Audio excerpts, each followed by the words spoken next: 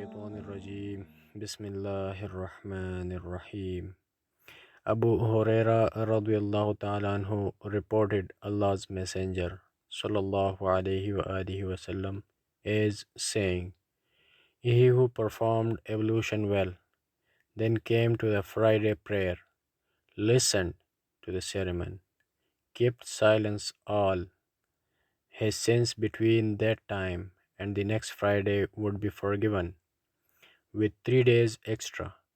And he who touched pebbles caused as interruption."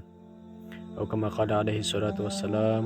رواه مسلم 1988.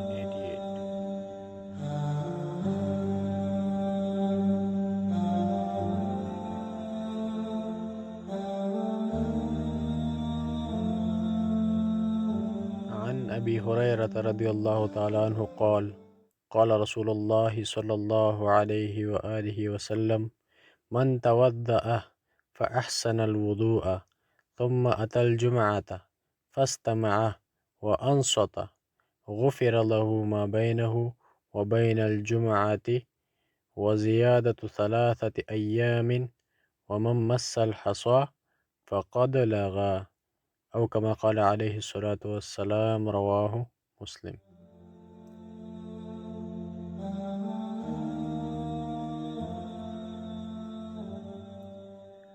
حضرت ابو ہریرہ رضی اللہ تعالیٰ عنہ سے روایت ہے کہ رسول اللہ صلی اللہ علیہ وآلہ وسلم نے فرمایا: جس شخص نے وضو کیا اور اچھی طرح وضو کیا، پھر جمعہ کے لیے آیا، غور کے ساتھ خاموشی سے خطبہ سنا، اس کے جمعہ سے لے کر جمعہ تک گناہ معاف کر دیے جاتے ہیں، اور 3 دن زائد کے بھی، اور جو بلا وجہ کنکروں کو ہاتھ لگاتا رہا، ان سے کھیلتا رہا، اس نے لغو اور فضول کام کیا، او کما قال علیہ السلام.